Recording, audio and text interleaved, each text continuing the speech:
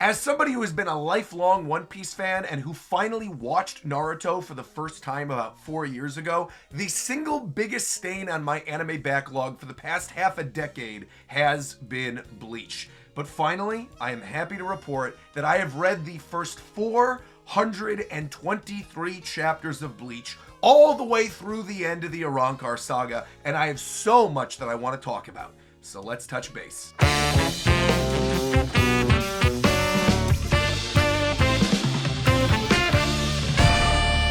And I actually want to kick things off by addressing the thing that most of you are probably thinking. Roger, how is it possible that you, somebody who grew up in the era of the heyday of the big three, when One Piece, Naruto, and Bleach were all being published in Shonen Jump, when the anime was at the height of its popularity in the early 2000s, there's no way that you missed this franchise. And yet, the fact of the matter is, I did.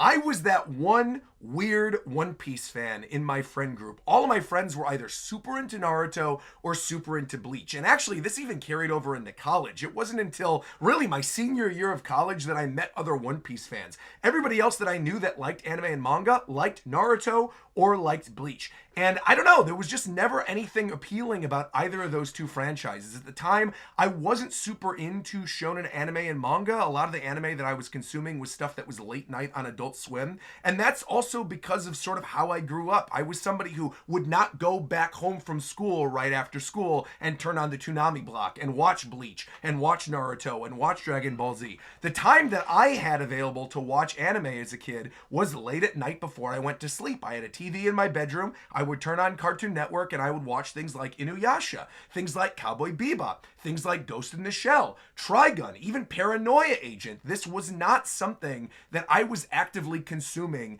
as a middle schooler and a high schooler. Really, the only other shonen franchise outside of One Piece that I was reading was D. Gray Man, and I've talked about that on multiple situations too. I wasn't keeping up with it. I was basically reading the volumes when they were coming out, and that was it. And I didn't know what was happening in Japan until it was translated here. Now, like I said, I had friends at the time that were so into both Naruto and Bleach and would talk about it endlessly, but whenever they would bring it up, it was just one of those things that would go in one ear and out the other, right? I would hear character names, they would try to explain what's going on in the story arcs, and I just frankly did not care. But I didn't want to dampen their excitement by saying, hey, can we stop talking about this and talk about something else? When someone's like really excited to discuss something, you just kind of want to let them vent. I'm sure many of you feel like that with many of my videos, where you're just like, all right, it's fun to see him excited, but I'm not really fully listening to this. I'm half listening. That's how I was with my friends who were talking about Bleach and Naruto. But there was a key difference between Bleach and Naruto, because of these two franchises, the one that I always felt I would gravitate towards if I was ever going to actually get into it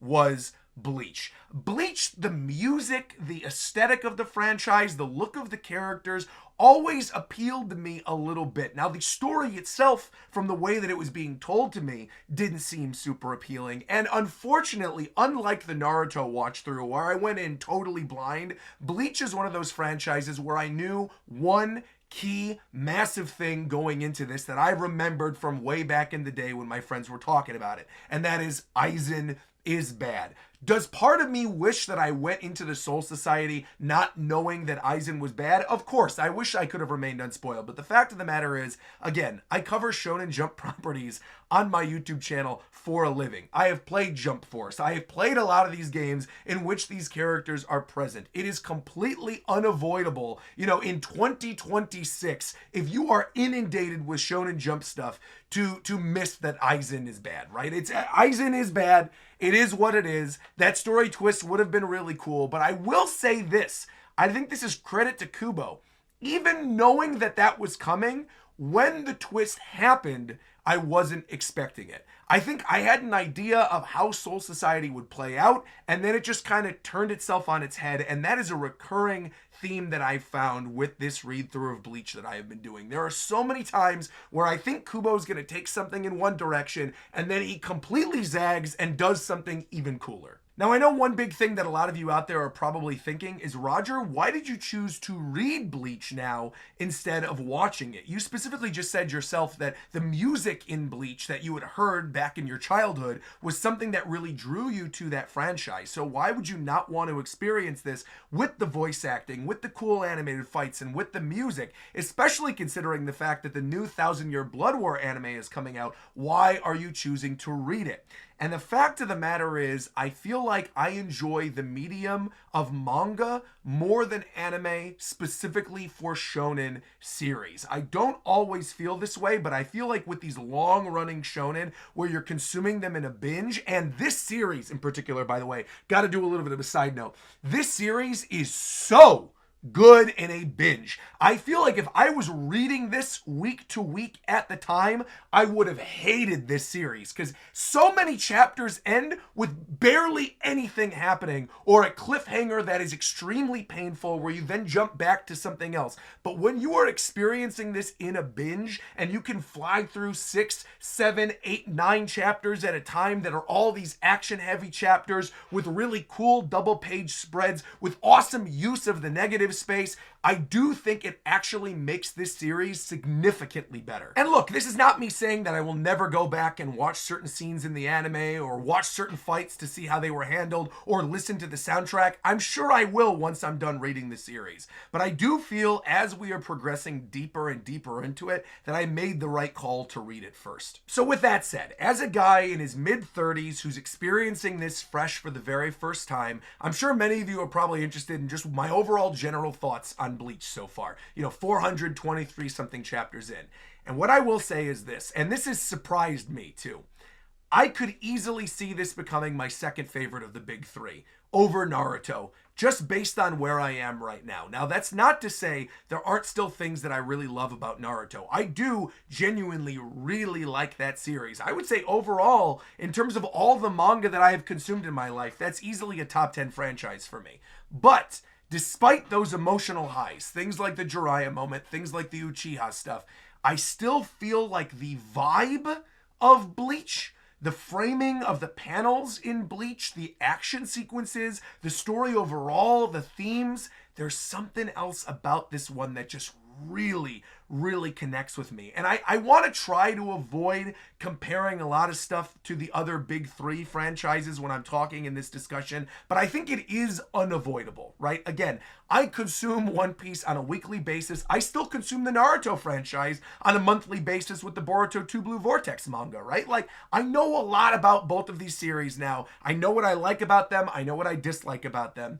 But I feel like overall, generally where I am currently, I think I would put Bleach at my number 2 of the big three. And I would also say that I think this is probably going to be at number 3 for me in terms of Shonen Jump franchises overall, if it continues at the level of quality that it's continued at. You already know One Piece is number 1. I would probably say Hunter x Hunter is number 2. And then I would probably put Bleach as it stands right now, chapter 432, right below that. And since we're on the topic of comparisons, let's just get all this stuff out of the way now. Because again, I know there's going to be people who are probably shocked by what I just said and who want to know why I feel the way that I feel. First off, I think Kubo, now that I'm further in, is unquestionably the best artist of that era. If you look at Kishimoto, if you look at Oda, and you look at Kubo, Kubo is on a different level. Not just with his character designs, but like with his environments, with the way that he clearly draws action. Everything is there for a reason. His use of the contrast of black and white, his use of the medium as a whole, like breaking the onomatopoeia out of certain manga panels and zagging it in the direction of certain attacks. Even like the little things that he does at the end of the chapters. I've been reading these via the volumes digitally on Viz, right? And at the end of certain chapters, he'll draw little side stories, just like, Oda will do with the cover stories. But sometimes when you're really in the middle of a fight, instead of doing like a gag at the end of the chapter, he draws this like metaphorical version of what's actually going on in that current chapter's fight, right? He does this with the stuff with Gin and Aizen, where you see the body split in two with the snake, and then once Aizen actually gets Gin, you see the snake cut in half. He did this in the fight with Notoira and Kenpachi as well, where you see these two demons going at each other. And I just think, again, it sets a vibe that's very unlike anything else that I've read up to this point. I just thoroughly enjoy flipping the page and seeing what's next, and especially, like I said earlier, binging some of these action chapters, because the fluidity of the movement and the way he actually draws these fights feels so kinetic that I might as well be watching an anime. And while art is obviously subjective, I do feel like the quality of Kubo's art during this era and his action sequences are better overall than Oda and Kishimoto at the same time. Now, with that being said, something else I also think he excels at over his other big three peers are women. Not only do I think he draws women more varied and better than Oda, I think he writes them significantly better than Kishimoto. I think Sakura and Tsunade, people have a lot of issues with those characters, but that really does all come down to the writing. And I think nowadays, a big thing you'll always hear about One Piece as a critique is how same-facey a lot of Oda's women look. But in Bleach, I never have that issue. Not only does he really know how to draw absolutely beautiful women, I mean, Yoruichi and Rengiku, in terms of their designs, mwah, probably top 5 overall in all of anime and manga. I love them both, but he also writes them in a way that doesn't feel tropey. Kubo's not afraid to make one of the primary mentors for our main character be Yoruichi. He's not afraid to throw Soifan into fights against Lord Baragon, and even a fight against Aizen during this arc. Like when she was teaming up with Shunsui, I was like, where is this coming from? Not that I didn't like it, I was just shocked. On top of that too, he's not afraid to have one of his main female characters pine for the other character, but do it in a way that does not feel forced. The Sakura Sasuke stuff was just like, ugh, I want to be over with this. Whereas every time Orihime does something for Ichigo, or really feels for Ichigo, or wants to help him, it really does make for a great story, because it's less of her pining for Ichigo and more of wanting to be there for him and helping him, but feeling like she's not really at that level yet. So then when we finally get that moment where she's kidnapped by Ulquiorra and has to go back with the rest of the Espadas, right, and we find out that her power is actually so useful and one of the potentially most broken powers in the whole series, you feel like, oh my gosh, if only you knew your strength, Orihime. You want to cheer her on. Or that sequence where Orihime is sitting outside the bathroom while Rengiku is taking her bath right after she came to the real world, and Orihime's like, look, Rukia is everything that I want to be. She's pretty, she's strong in her own right, she's able to grant Ichigo the strength that he needs in his moment of need, and I can't be that for him, or at least I don't feel like I could be that for him. And Rengiku's listening, and it's this really good moment of girl talk, but how that sequence is then paralleled with the arc of Tatsuki and Tatsuki's relationship to Orihime and the rest of this group, right? In the beginning of this series, Tatsuki is seen as this character that can be relied upon, right? She's seen as one of the strongest of that group. A lot of the same ways that Chad is relied upon, but we'll get to him a little bit later, right? But like Tatsuki was always that person for Orihime that could be her protector. And then the more that Tatsuki is left out of the loop and the less that she knows, but she knows that something is going on. Something's been different ever since the summer that they left, right? Like she knows there's something going on, but she doesn't know what that thing is. Nobody will tell her. And she's like, well, what is my usefulness to this group anymore? Have they outgrown me? And when that finally culminates, when we get to the end of the Arrancar saga and you're in Karakura town that has been transferred to the Soul Society, and Tatsuki comes face to face with Aizen near certain death, and who is she saved by but Rengiku? Like, it's great, man. And there's so many other good women characters in this, from Nell, Rukia, like the list goes on. There's a lot of stuff to dive into. I'm not going to dive too much into Rukia, because I will say right now, a little bit of criticism, not even really criticism, this is just my own personal take. Where I am currently in the story, I find Rukia is way further down on the list of terms of characters that I'm interested in than other characters that are in the series. And I feel like the way people talk about Rukia and how much they love Rukia says to me she must do something after this Arrancar saga that's going to be really cool, that I'm going to be endeared to. And while obviously she was a great portion of Soul Society, and I liked her story there and the stuff with Cayenne, I do feel like she is probably the tropiest of the characters within this series, other than maybe Momo. I will say, Momo, hands down, least favorite female character. She sucks. She is a character straight out of Naruto. If you would have told me that Kishimoto wrote that character and put her in here, the amount of dumb decisions that Momo makes time and time again, it really feels like she's a Naruto character. But I will say, because it sounds like I'm dogging on Naruto right now, I think Naruto and One Piece both really excel over Bleach in terms of the emotional highs. I never really felt in Bleach, at least based on what I've read so far, anything on the level of Jiraiya's sacrifice in Naruto or the I want to live moment when I read it for the first time in One Piece. And that doesn't mean that I have to enjoy the series. I don't have to have a moment that rivals those moments. But I do think that is one thing that has stood out with me consistently as I've been reading this. The moments where I'm getting really into it are less emotional moments and more hype action moments. And I guess that's actually a really good transition into talking about my favorite fights so far. Bleach is all about the fights and the aura farming and the hype. And I know people want to know what some of my favorite fights so far have been. What I will say, Kenpachi versus Notoira, and the first Kenpachi fight, Kenpachi versus Ichigo, I thought was great. But Notoira and Kenpachi was so crazy hype and was also unexpected. I was not thinking that that was where the story was going at that moment in time. So to see those two characters go at it in the way that they did, with the level of violence that they did, was just incredible. I also, of course, love the first Renji and Ichigo fight. That's a great moment, both in terms of their characters, but also in terms of their actual physical growth. Dude, my favorite Ichigo fight, I know there's a lot of people out there that are a big fan of Ichigo Ukiura. I thought that was really cool. It's probably cooler in the anime, though, based on the way people are talking about it. The one that really stuck out to me when I was reading it, beyond, of course, the Aizen fight. That Aizen fight at the end of the Arrancar saga, every phase of that fight was incredible. But in terms of Ichigo one-on-one with another character, has got to be Ichigo Grimmjow. Dude, Grimmjow as a character might be a top 5 character to me. I loved once we found out his story, and then also like getting into the fight with Ichigo, even his attitude like in the beginning when, what's the character's name? Yami? No, not Yami. Yami's the Espada who becomes Espada Zero, who was Espada 10. That fight was funny, but that's not what I'm thinking of. It's like, it's not Luffy.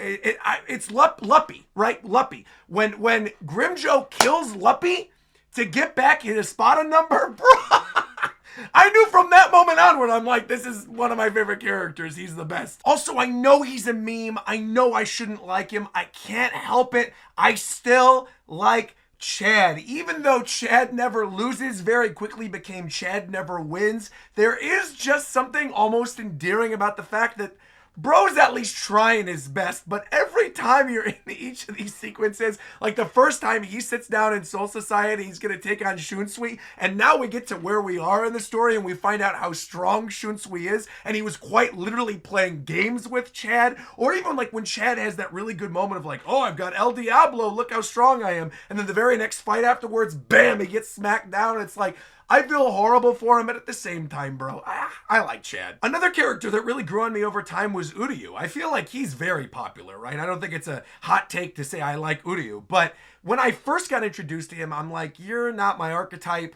I don't really think I'm going to vibe with this character. But over the course of his fights, specifically the Mayuri fight and the Saizella fight, both of those, I loved him. Dude has some of the coldest lines in the series. His weapon was so sick. Like when he broke the bow in half and had the sword thing with the light. Like, I can't wait to hopefully find out more about the Quincy's as we move later into this. Because I feel like the way that the Arrancar saga wrapped up, I felt like, wow, if you wanted to end the series here, you kind of could, but I still have a lot of questions of what's going on with the Quincy's. And so I do hope that we get more of that moving forward. And another thing I hope we get a lot of moving forward is more stuff with Renji. I really like Renji as a character. I like his relationship with Rukia and the stuff they set up there. I just think he's consistently one of my favorite of the Soul Society characters. He's right up there with Rangiku for me, but the number one favorite Soul Society Soul Reaper character has gotta be my man, Kenpachi Zaraki. I already talked about how hype I thought all of his fights were, but dude, as a character, I just feel like keeps getting better. And I love that his power-ups are essentially like opening an eye up or like using another hand. It's just crazy. His power-ups are hands down some of the best in the entire series, and every single time has me hopping out of the seat with hype. I love Kenpachi Zaraki. I think a lot of other people do too. I don't think this is a particularly hot take, but man, he is the best. Honestly, when talking about these characters, I do feel like the cast of Bleach overall is so extremely strong. Aizen just as a villain is so maniacal, so brutal, just has so many great monologues and cold lines. Like I said, that entire sequence at the end of the Arrancar saga, him just straight up killing Tosen at the end of all of it, and killing Gin, he has no chill. He has no chill. And the fact that they basically contain him, leave him up to Central at the end, and they're like, oh yeah, we're gonna, banish you for 18,000 years or 20,000 years or whatever. He's like, bro, I'm immortal. I'm chilling. Put me in this belt, throw me in the bottle of Impel Down. I'm good. I'll be back one day. I have no doubt the reason Aizen was kept alive after all that, even after the thing with Getsuga and Ichigo transforming, is because he's gonna come back and do something cool at some point. Man, Aizen is also such a good villain. Even so many of the Espada. I already brought up Grimjo. I brought up Saizel Leporo a little bit too, but just so many of them were interesting, fun characters. Baragon I brought up earlier with the stuff with Soifan. His decay power I thought was fascinating. And then the way that power was used against him when Hachi entered the fight. Hachi, by the way, the Vizards. Dude, I thought I was not going to like the Visored characters. When we first get introduced to them and you get Shinji, I didn't like his design. But then when you get the stuff with Turn Back the Pendulum and you find out they were actually Soul Reapers in Soul Society, and Aizen was the one that turned them into what they were with their hollowified forms, and then so many of them coming back to then fight him at the end of the Arrancar saga again to get their revenge. Seeing the tag teams between Love and Rose, we get my Alucard looking character and my DJ Jet Set Radio looking character. Hiyori, bro, when Hiyori gets cut in half, again, so many great characters, but the one that stands at number one, right, above all of them, because again, at the end of the day, he is a protagonist, we've got Ichigo, man. And I wouldn't say Ichigo is my actual favorite character, but I do think he really is the glue that holds everything together. And obviously a good protagonist should be that. You should always be rooting for your protagonist and want to see them succeed. And I do. Every situation Ichigo gets thrown in, I find myself rooting for Ichigo. I am never bored with his fights. I am never bored with his internal struggles where he's fighting the hollow Ichigo within himself, or Getsuga, or anything of that stuff. I just love Ichigo as a character. I like his relationship with his dad, and that turns on the head of all of the other anime tropes of the bad fathers. You have Gin and Gon being terrible, Luffy and Dragon being terrible, and no, his dad actually loves him, cares about him, and that moment of maturity from Ichigo, right? When he knows there's something about himself that his dad is keeping hidden, and he tells his dad, tell me when you need to tell me. I don't want to ask the question. I don't want to know. If you feel it was important enough to keep from me for this long, keep it a little while longer. Let me know when the time is right. So good. But with all that being said, if you had to ask me who my 5 favorite characters are currently, as of right now, where I am in this story, in no particular order, I would say Aizen, Yoruichi, Rengiku, Kenpachi, Ichigo. Those would be my 5, with honorable mentions to Grimjo, Orihime, and Chad, bro. I like Chad. I'm sorry.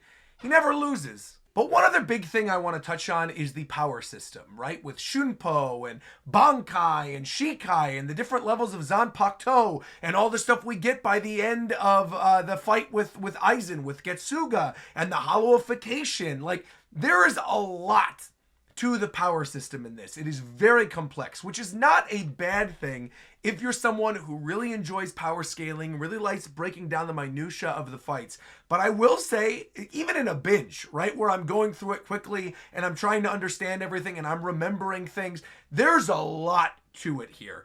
And again, I understand why some people would really like it, but I feel like compared to the power systems in the other two big three, right? When you look at chakra and the different eyes in Naruto versus like Haki versus Devil Fruits in One Piece versus what we get here, where then there's like all this stuff with Reshi and there's energy manipulation and there's different levels of the stuff with the speed. And then like, there's a lot to the powers in this one, and I feel like it's going to be the kind of thing that I will look back on when I finish Bleach, and I'll probably really appreciate it. But like every once in a while when a character breaks out Aikido and they start doing the chants, I feel like I'm in the middle of like Metaphor Refantasia, where I'm like hum dee dee dee dee dee hum, right, where they're just like randomly throwing words out and then all of a sudden there's like explosions. I don't fully feel like I have a good handle on the power system yet. And maybe I will by the ending, but I also kind of feel like I don't really care because I'm having such a good time, which I know is probably a weird way to end this whole conversation, but it is what it is. I kind of feel like that about Bleach in general, where I feel like I will probably never get to the level with this series where I fully understand and remember every little thing. But that's fine, because the roller coaster ride that I'm on right now is so good and so hype and so memorable that it almost doesn't matter. But overall, those are my thoughts on the Bleach manga right now. Again, I am having a very good time with this. I'm so happy that I chose to do this read through at the beginning of the year. I really am still debating though what I'm going to do for Thousand Year Blood War, whether I'm going to switch to a watch through or continue reading it. I've heard some people say they have issues with the end of the manga, so part of me is wondering if I should just watch the anime and hopefully it fixes those issues. But also, I'm having a good time reading it, and I think it takes less time to read it, and I believe we have time until Thousand Year Blood War comes out. I believe that's the summer, and right now it's March. So I do feel like if I just keep doing these read-throughs every time there's a One Piece break week, I'll probably just catch up by the time we get to the anime anyway. But please feel free to let me know down in the comments below what you think about all that. And additionally, because I didn't give the shout out that I normally give at the very beginning of every episode of Touch Base, I also want to give a shout out to my YouTube members. And I want to do it right now because members are the ones that get access to my full read-through live streams after they've been posted. Obviously, these streams are public for everybody when we're live, but not everybody can make the streams when we're live, which is why I keep the VODs up for my members. These are also not something relegated to the RogersBase vault. If you are a regular member at the base Mammoth Boys tier, you get access to all of these live streams. Some of them have been posted over to the VOD channel if there have been copyright issues, but most of them are posted right here to the member tab on YouTube. And again, if you've ever wanted to become a member, support my channel, support me directly, now is a really good time to do it if you also happen to be a Bleach fan. And while we're on the topic of memberships, now seems like the perfect opportunity to reveal the #1 most voted for answer on last episode's member poll.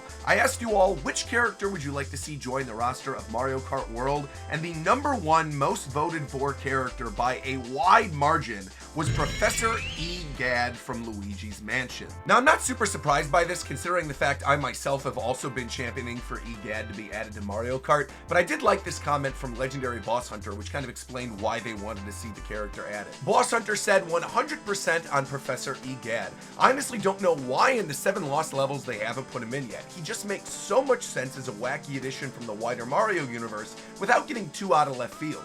Heck, we've had karts in the games based off the Poltergust, and I could easily see him driving those. I would just love to see that ridiculous old man going through a DK barrel and holding on his wheel and glasses for dear life.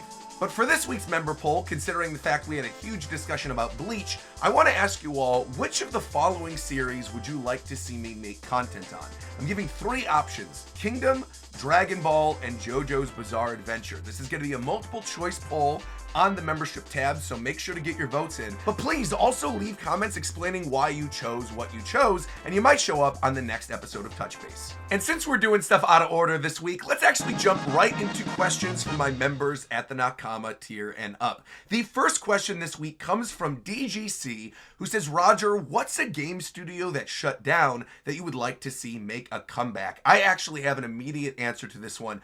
I grew up loving the Star Wars Rogue Squadron games. Rogue Squadron on N64 and Rogue Leader on GameCube at the launch of that system are two of my favorite Star Wars games of all time. And actually probably two of my favorite like aerial combat games of all time. I just adore those games. I loved the relationship that Factor 5 had with Nintendo, and I was absolutely heartbroken when Factor 5 shut down during the Wii era, especially because they were working on a Rogue Squadron trilogy re-release for the Wii. So I don't really know what studios a lot of those developers are at right now, but if there was some way to bring those people together to potentially work on a Rogue Squadron 4, I would be thrilled. Unfortunately, I think EA currently holds the license for Star Wars stuff like that. I know Star Wars Squadrons recently came out. I didn't particularly love that game. I thought it was fine. It definitely did not feel like the classic Rogue Squadron games, but yeah, Factor 5 is absolutely my answer for this one. And actually, my answer to that last question directly relates to my answer to this question as well. We got a question from Clax who says, now that there have been more examples of AI upscaling and frame generation in video games, would you prefer the game industry improve on AI-assisted rendering for upscaling and higher frame rates for upcoming consoles, or would you prefer the industry focus on power? And honestly, I feel like we've hit a point of diminishing returns in terms of graphics. There has not been a moment for me with a massive console leap that's felt the same way that I felt when I saw Rogue Leader for the first time. Rogue Leader on the GameCube, playing that on the Best Buy kiosk, having just come from the N64 generation, absolutely blew my mind. And I think honestly, ever since the PS3, it's just been kind of like diminishing returns graphically, right? Like I can look back at some PS3 games and still think those games look beautiful. And that is kind of the same thing with Switch games, right? Because the Switch was essentially like a souped up PS3, base PS4. So now with what we're getting with the Switch 2 and that being equivalent to some of the base PS5, PS4 Pro type games, I don't know. I feel like because games have gotten to the point where they look as good as I need them to look,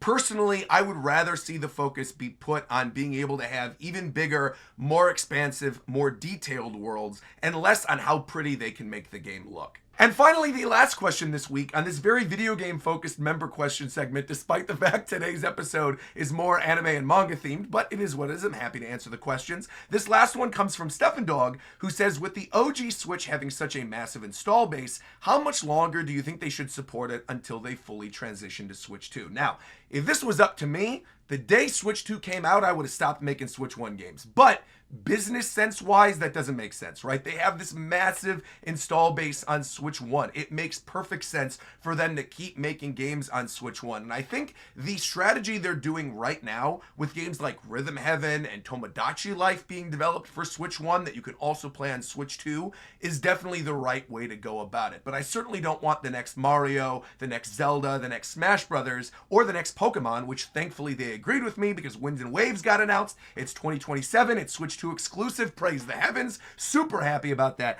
I want all of those mainline games to move to Switch 2 moving forward. Again, I have no issue with the smaller franchises coming to Switch 1, but I do want the majority of their development efforts to be focused on Switch 2. Now, in terms of how long I think they're going to continue to support Switch 1, we already have games going into 2027 that we know about. Things like Mega Man Overdrive. So I do think there will be Switch games, not just into 2027. I even think early 2028, there's still going to be Switch games released on the eShop. I don't think they're shutting it down anytime soon. And I think this is just kind of a trend with the industry, right? We're seeing the life cycles of these consoles really get extended. And I personally have no issue with that because we're getting more value out of the consoles that we bought. But moving forward, yeah, the majority of my focus, in fact, all my focus is on Switch 2 games. And that'll bring me to the final segment of today's show, the Roger Roundup of things that I've been playing, watching, and reading. Now, here's the thing.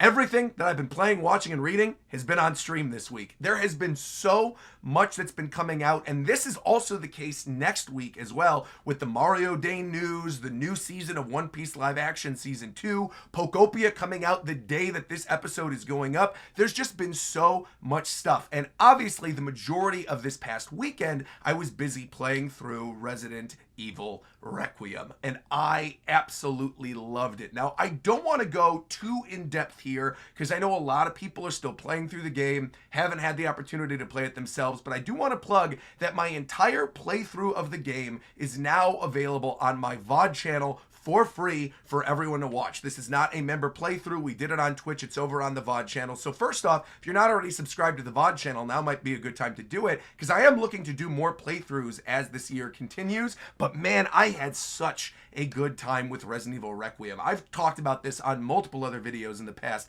I am not a gory horror game or movie type person at all. I don't really like that genre. However, there's always been something about Resident Evil and Silent Hill specifically that's just a little campy, a little corny, and just the actual overall gameplay, specifically of Silent Hill, right? Puzzle solving, exploring, finding the best way to get around certain enemies, and these really action-heavy boss fights, I really like. And Requiem, I gotta say, you know, again, these are general, overall, spoiler-free thoughts. I've thought about it since I've beaten the game. I think it is easily, right now, in my top 3. I think my other 2, I wouldn't like categorize these, because honestly, I would really have to like think about it hard and replay the other games. I know for a fact my top 3 favorites are 4, Resident Evil 4, are Village, and are now Requiem. I think Requiem did such a good job of shifting between the 2 different types of gameplay, having that first-person horror stuff with Grace, and having those great action sequences with Leon. Again, no spoilers, but like the major Leon segment in the middle portion of the game was so unbelievably good. If you've seen my playthrough, you already know what I'm talking about, but there's a sequence on the back of a motorcycle that had me losing my mind. I thought it was so good. There was another sequence on a rooftop that I think was one of the most strategic, fun action segments of any Resident Evil game I've ever played. I just had a great time with it. I thought the story was really interesting. Again, I like Grace as a protagonist. It was also awesome to see Leon come back. I think the way that they wrapped up the story was very good. I'm honestly really excited to see what they're going to do with the 10th game with where this one left off. But overall, I had a blast with Requiem. And I do think it's actually important to note, I played all of Requiem on Switch 2, which is just so cool. As a Nintendo fan who's wanted these day and date games, who's now getting them with things like Yakuza Kiwami 3 and Resident Evil Requiem, Pragmata that's coming out, you know, the new part 3 for Final Fantasy. There's just like all these big games that are finally coming out alongside Switch 2, where we don't have to wait years and years and years to get them, and it just makes me really happy. So again, if you are at all interested in Resident Evil, you want to see my playthrough, you want to see me squirm in my chair and almost poop my pants a bunch of times at some of the stuff that happened, go check out that stream. It really was a lot of fun. Also, I have beaten, because I just brought it up, I have now beaten Kiwami 3 and Dark Ties. Again, I've done so many videos on that topic. I'm not going to dive too much into it. I will say I understand why people are now upset with the new ending. I get it. However, what I will say is, as somebody who did not play the original Yakuza 3, it didn't really bother me all that much. And I think the one character at the ending that still remains, without, again, getting into spoilers, who wasn't there at the end of the original Yakuza 3, I get why they're keeping him there, because I think they're setting stuff up for future Yakuza games to include that character. Specifically, if you have played Like a Dragon or Like a Dragon Infinite Wealth, you know there's a certain organization in those games. I have a feeling that the character that I'm alluding to, it's tough to talk about this without spoilers, but the character that I'm alluding to, I think is going to be part of that organization when we get to it. But yeah, back to back, mature, great action games on Switch 2 between Yakuza and Resident Evil. And now we are going to make a total shift this week with Pokopia. Again, the day this goes up, I will be live streaming Pokopia the majority of the evening, putting together my island, getting all my different Ditto powers. Again, I really enjoyed what I played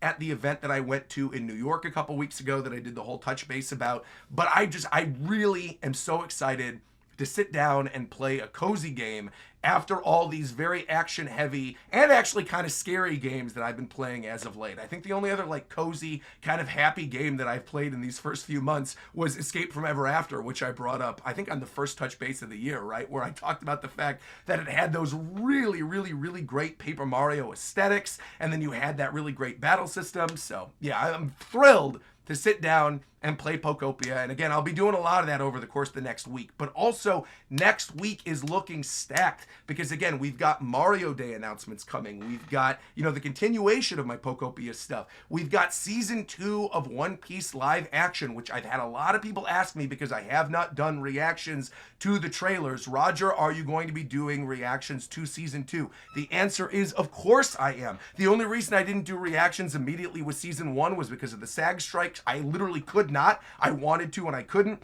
And while I did get some copyright blocks on the trailer reactions that I uploaded for Season 2, the first couple, it didn't really matter. I figured I would steer clear of the other trailers and then go in kind of fresh when I'm watching these episodes for the first time, so I could be surprised about how certain characters look and how certain story arcs end up being adapted. I am so unbelievably excited for it. I really feel like this is dropping at the right time. I have a hankering for some One Piece content, so I'm really looking forward to streaming that. And again, that will be a fully streamed watch through next week. We're going to do it as a marathon on March 10th, which is the day it actually comes out, which is the day after my birthday. So it's going to be basically a continuation of my birthday subathon, moving into a marathon of watching One Piece live action Season 2. And then, depending on how that does, I might actually do a subathon stream on Wednesday as well and play through Fire Red and Leaf Green. Nintendo was kind enough to send over codes for both of those games on my Switch 2. I still have not had the opportunity to play them, and I figured that would be way more fun to do on stream than it would be to play off stream. I know that's a classic Pokemon game for a lot of people that people really like.